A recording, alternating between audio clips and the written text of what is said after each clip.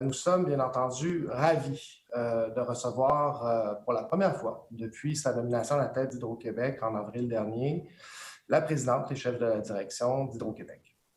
Pour nous, votre présence, Mme Brochu, est une démonstration de cette collaboration essentielle entre Hydro-Québec et les différents acteurs de la production indépendante d'énergie renouvelable.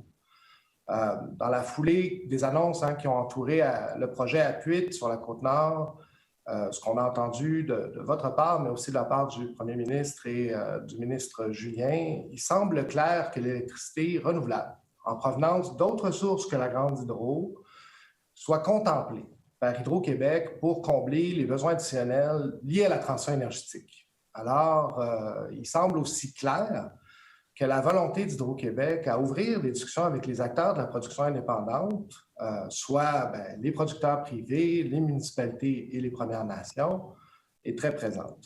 À ce sujet, la publication récente du rapport de consultation du secteur de la production d'électricité est un geste fort, c'est un geste parlant de la part de la société d'État. Et pour les gens qui nous écoutent aujourd'hui, sachez que cet important atelier, il s'intitule « Stratégie de nouveaux approvisionnements », tout simplement. C'est un sujet qui nous interpelle tous et il sera segmenté en 3 grandes parties. La première partie, c'est une allocution de Mme Brochu. La seconde partie sera une occasion pour Mme Brochu et moi d'échanger autour de quelques questions. Mais la dernière partie, c'est des questions du public. Donc, rappelez-vous que dans la plateforme Connexion, vous avez un chat qui est pour la table et vous avez un chat qui est pour la conférence. Si vous écrivez sur votre table, on ne peut pas vous lire.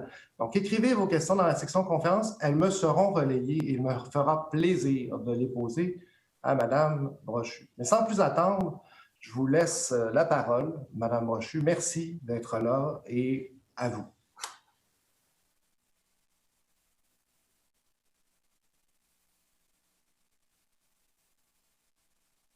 Audio. Voilà. Alors, écoutez, c'était très 2020, mon truc. Gabrielle, merci beaucoup pour ces quelques mots. Écoutez, je suis ravie d'être là pour une première fois dans mes nouvelles fonctions.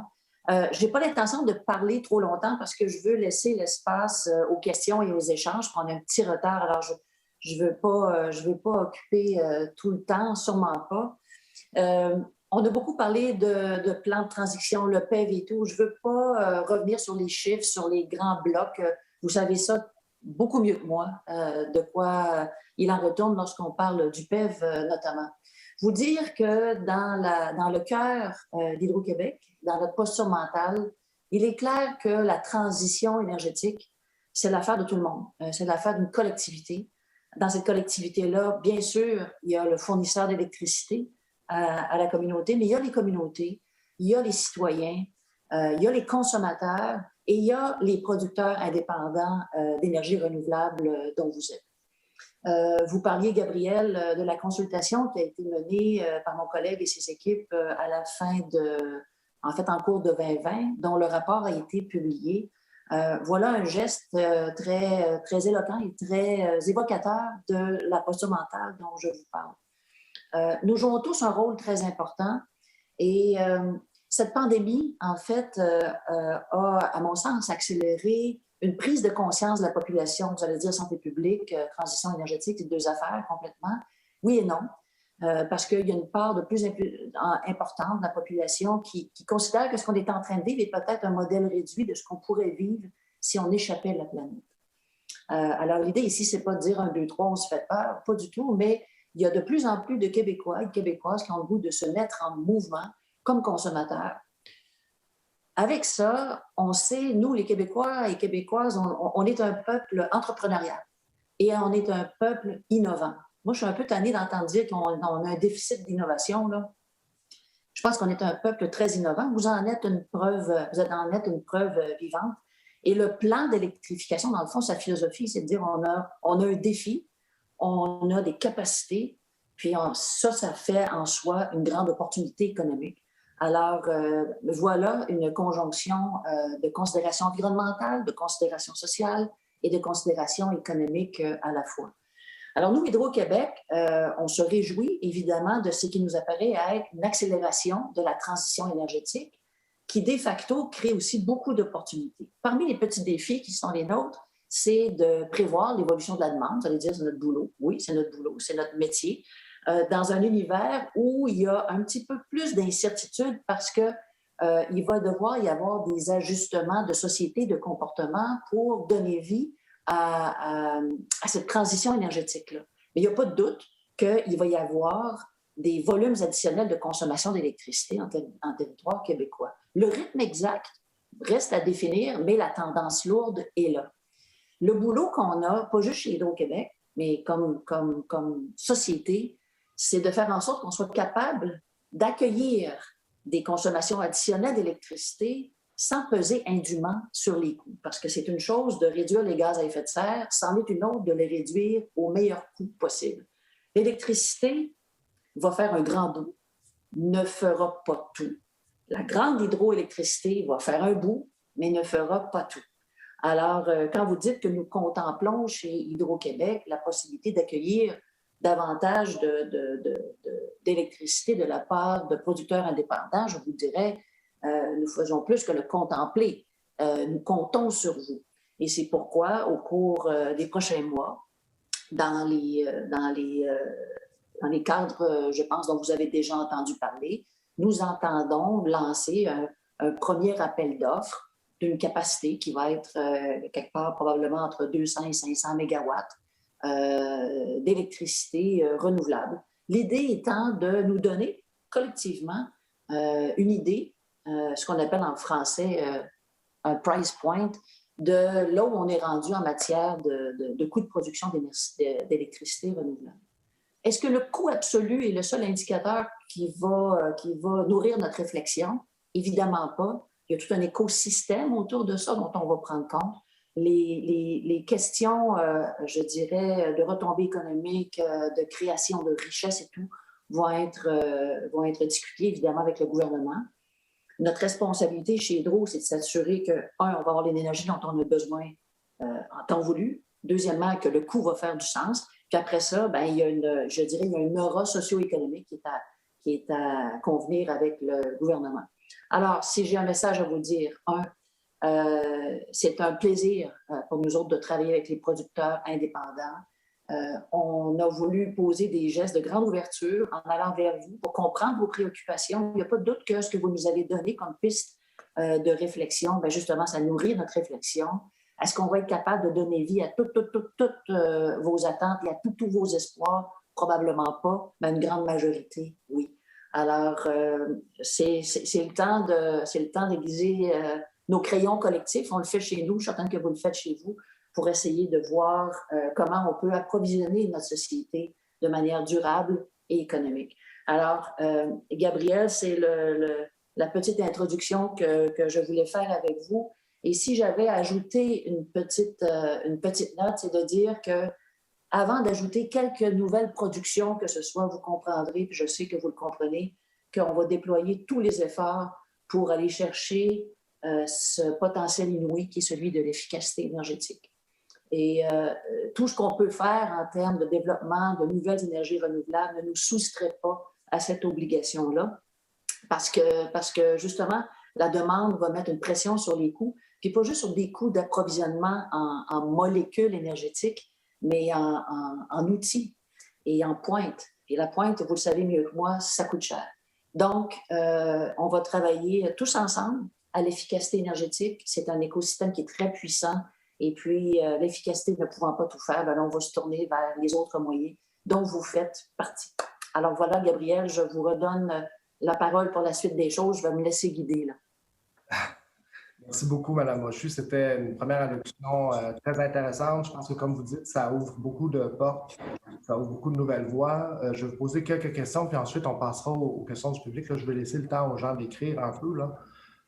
Mais bon, j'aurais 1000 questions à vous poser, mais je vais en poser une première en parlant de ce qui a été déclaré dans le cadre de l'annonce d'appui. Il y a quelque chose qui a été dit qui était, à mon sens, extrêmement intéressant, c'est que vous avez parlé d'agilité, de flexibilité des filières d'électricité renouvelable pour répondre à vos besoins croissants liés à la transition. Et vous avez raison de le dire, là, on l'a mis dans la feuille de route, l'efficacité énergétique, c'est la base. M. Donsky est venu en parler hier en disant qu'il faut stabiliser, puis ensuite il faut substituer. Donc, on est vraiment dans cette discussion-là de substitution aujourd'hui parce qu'on est les producteurs d'énergie renouvelable, vous me comprendrez, là. Mais la question, c'est cette agilité, cette flexibilité des filières dont vous parlez pour combler vos besoins, mais pas juste ici, mais sur les marchés, vos marchés d'exportation. Est-ce que vous pourriez en élaborer un peu sur le sujet? Qu'est-ce que vous voulez dire par ces termes-là? Vraiment mieux l'expliquer. Bien, écoutez, merci pour la question. Je vous dirais que spontanément, là, il y a comme deux univers à cette agilité-là. Il y a l'univers du temps et il y a l'univers de la localisation. L'univers du temps, et ça me permet de préciser quelque chose parce que les gens qui sont moins ferrés que vous en matière de système énergétique et de production d'électricité sont portés à opposer la grande hydraulicité aux énergies renouvelables comme l'éolien et le solaire.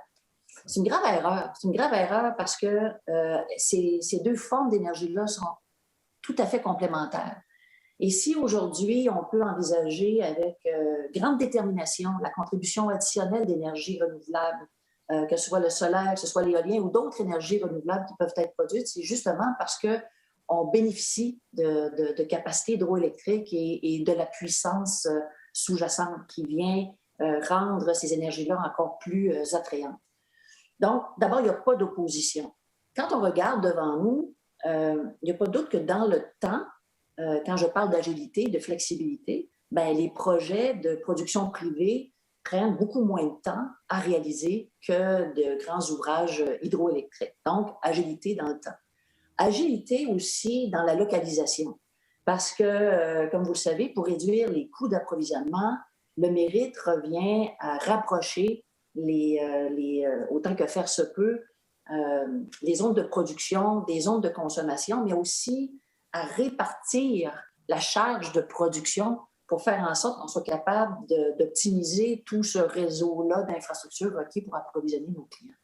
Donc, pour moi, grande complémentarité, très belle affaire, et ça positionne le Québec dans une zone qui fait l'envie du monde. Quand on discute avec nos partenaires au sud de la frontière, vous parliez de capacité d'exportation, nos États limitrophes, les provinces limitrophes, ne sont pas plus fous que les Québécois. Là. Ils veulent également développer leur propre énergie renouvelable.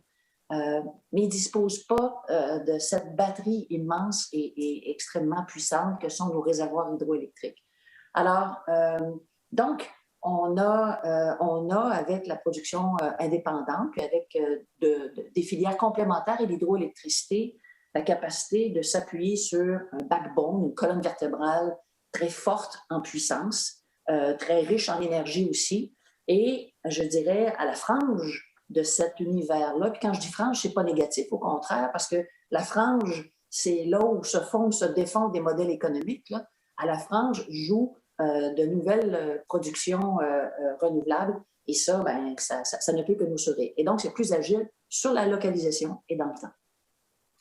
Oui, bien, ça répond bien à cette complémentarité des différentes filières, la dispersion géographique pour donner de la résilience au réseau, l'inclusion de plus en plus de même d'idées là, au niveau du stockage pour donner ces capacités-là. Ça rejoint beaucoup notre propos, c'est sûr, et je sais que ça rejoint le vôtre. Vous en savez beaucoup plus que moi sur la gestion des réseaux, c'est certain, mais c'est extraordinaire de vous Vous seriez surpris, Gabriel. Moi, j'en sais peu, mais il y a du monde il y a du monde là, à la maison Hydro-Québec, là, qui est la vôtre, hein, qui est notre maison. Là. À la maison Hydro-Québec, là, il y a des gens extraordinairement compétents qui comprennent bien ça. J'ai pas le mérite de la compréhension universelle. On est conscient de la force d'Hydro-Québec au niveau de la résilience du réseau. Tu sais, ce qui s'est passé au Texas nous rappelle qu'on a un service qui est extrêmement bon ici. Hein? Puis, je vais enchaîner sur une deuxième question, puis après ça, on va voir si je reçois des questions du public. N'hésitez pas à écrire. Les récents propos qui ont été tenus, parce qu'on revient un peu à la notion de prix. Hein? La notion de prix est une notion importante. Nous, on en est très conscients. Puis, on va revenir un peu sur les propos de prix que vous teniez en entrée de jeu pour dire... Quand on parle de la filière éolienne, dernièrement, en tout cas, les propos qui sont tenus autour de l'annonce d'Apuiat, mais aussi un peu avant, c'est qu'il y a une certaine reconnaissance de la capacité de la filière à offrir des bas prix à la société d'État, mais aussi à servir de moteur de relance économique là, moteur économique vert là, pour certaines régions, etc. Et vous, peut-être, comment vous envisagez dans ce que vous voyez là, pour le futur, pour les prochains appels d'offres, comment vous envisagez cette option-là au niveau de ces prochains approvisionnements? si je peux me permettre. Oui, bien écoutez, comme vous le dites, si on résume ça un peu bêtement, Gabriel, il y a l'univers du prix absolu, puis il y a l'univers de ce que j'appellerais de l'écosystème économique qui entoure un projet spécifique ou une filière donnée. C'est pour ça que je dis qu'il y a des conversations à avoir entre Hydro-Québec et le gouvernement. Le gouvernement, par le passé, a émis un certain nombre, par exemple, de décrets de préoccupation. Il dit, voici, moi, comme gouvernement, ce que je recherche comme retombée économique, comme retombée régionale, comme caractéristiques communautaires et tout.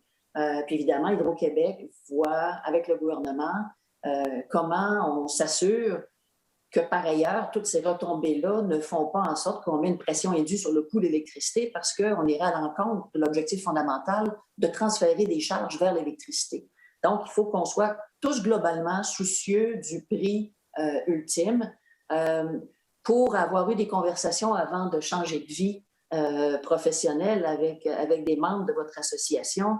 Tout le monde est conscient là, que les filières sont aujourd'hui beaucoup plus concurrentielles qu'elles ne l'étaient avant, que certaines filières le sont un peu plus que d'autres, qu'il y a des prix meilleurs qui peuvent être consentis en atteignant des taux de rendement qui sont raisonnables dans les circonstances qui sont les nôtres aujourd'hui. Mais par ailleurs, on n'est pas dans une circonstance de prix coupe-gorge. On n'est pas dans cette mentalité-là parce qu'on sait que les projets doivent voir le jour, qu'ils doivent être soutenables, que les producteurs doivent entretenir leurs équipements. Mais en même temps, on sait que le coût des technologies diminue aussi. De là l'intérêt, c'est d'aller chercher je ne sais pas pourquoi j'ai toujours le mot price point en tête, cette indication de prix de marché avec un premier appel d'offres qu'on lancerait vraisemblablement d'ici la fin de l'année 2021. Ça va nous donner une idée. Puis encore une fois, je suis convaincue là, que globalement, le gouvernement du Québec et Hydro-Québec vont s'assurer que ce qu'on fait tient compte de l'effet de halo de ces projets-là. Maintenant, l'effet de halo ne peut pas sortir le prix de ce qui est requis pour faire en sorte que ça fasse du sens. Le projet Apuiat, en soi, comme vous le savez, il est à 6 sous, autour de 6 sous. 6 sous, c'est 4 sous de moins que le prix moyen qu'Hydro-Québec paye pour ses projets à l'heure actuelle. Alors, ça a frappé l'imaginaire. Tout le monde s'est dit, mon Dieu, qu'est-ce qui se passe? Est-ce que les communautés inoues ont fait un cadeau extraordinaire à Hydro-Québec? La réponse est non. Puis vous le savez mieux que moi. Alors, on sait déjà qu'on a déjà cette indication de prix-là avec un projet qui était déjà convenu entre les Inuits et Boralex et tout ça. On verra la suite des choses. Alors, on n'est pas jusqu'au boutiste sur le prix, mais on va être les gardiens de la position concurrentielle de cette électricité-là à l'intérieur des économies d'Hydro-Québec. Je pense que vous devez lire, on doit tous être raisonnables. C'est pour ça que je dis, la transition énergétique, là, c'est l'affaire de tout le monde. Puis c'est certain qu'il va y avoir un processus concurrentiel, puis là, les projets vont être en concurrence les uns avec les autres, puis là, il va falloir donner des barèmes équitables, puis faire preuve de transparence. Tu sais, on va tout faire ça, là. Mais à la fin de la journée, là, on va gagner tous ensemble ou on va perdre tous ensemble. Puis moi, je suis convaincue d'une chose, c'est qu'il y a assez d'innovation dans votre salle, il y a assez d'entrepreneuriat dans votre salle, puis il y a assez d'intelligence à la fois intellectuelle et émotionnelle chez Hydro-Québec et dans le gouvernement pour arriver à quelque chose de fantastique pour tout le monde. Merci beaucoup pour cette réponse. Laissez-moi vous dire au nom de mon industrie qu'on est mobilisé, on est tout à fait prêt à collaborer, appuyer les efforts de transition d'Hydro-Québec. On comprend les notions d'importance, d'efficacité énergétique qu'on a lu, le rapport d'Unsky, on voit ce que vous voyez. On est aussi conscient de la hausse d'énergie renouvelable nécessaire, puis du temps imparti qui est court. Puis, vous savez, c'est très intéressant. Moi, je vais passer à des questions du public. Bien sûr. On a des questions, je vais les lire parce qu'il ne nous reste pas beaucoup de temps. Alors, je vais essayer de vous les lire. Puis on a une question sur la filière solaire. Ce n'est pas étonnant, ça soulève beaucoup d'intérêt. Alors, le prochain appel d'offres sera-t-il multifilière? Est-ce qu'il y aura une place au solaire dans la réflexion que vous avez? Bon, si cette réflexion n'est pas achevée, c'est correct. Mais est-ce que vous réfléchissez à ça ou est-ce que ça fait partie de vos considérations actuelles? OK. Peut-être que juste avant de répondre à la question très spécifique, vous parlez du solaire. Oui. Il n'y a pas de doute là qu'Hydro-Québec s'intéresse au solaire. Alors, vous savez peut-être que, puis évidemment, le solaire a différentes déclinaisons. Il y a des déclinaisons chez les clients finaux, il y a des déclinaisons communautaires, il y a des déclinaisons qui sont ce qu'on appelle utility scale, là, de grande ampleur. Chez Hydro, on est en train de construire 2 parcs solaires, un à la Prairie, un à Varennes. L'idée étant de voir comment ça fonctionne, comment on intègre ça à notre réseau. Oui, on est un grand opérateur de réseau, mais on n'est pas des experts de solaire, là, comme on va le devenir un jour, j'en suis convaincue. On est en train de voir comment ça fonctionne. Même chose à Mégantic. Hein? Vous savez, à Mégantic, cette histoire très souffrante-là a tout de même donné l'opportunité de créer ce que j'appelle, moi, un laboratoire, grandeur nature, grandeur humaine, de ce que l'on peut déployer comme différentes technologies en stockage, en gestion intelligente et avec le solaire. Dans le prochain appel d'offres, les conditions ne sont pas encore déterminées. Alors, je ne peux pas vous dire absolument garanti, oui, il y aura du solaire. Ce que je vous dis, c'est qu'il n'y a pas de doute que c'est une filière qui encore là, a ses caractéristiques propres, qui seront des caractéristiques différentes de celles de l'éolien. Il y aura, je pense, à mon avis, du solaire au fil des ans qui vont se greffer aux approvisionnements énergétiques des Québécois de différentes déclinaisons. Comment ça va se faire au cours des prochains appels d'offres demeure indéfinie, notamment avec le gouvernement du Québec. Bien, merci beaucoup, Mme Brochu. Peut-être une dernière question parce qu'il nous reste 2 minutes, puis je vais les grouper, je vais faire une introduction. Okay. Je vais vous les grouper comme ça parce que on a beaucoup de questions qui rentrent sur les mêmes thèmes, puis je vais... Okay.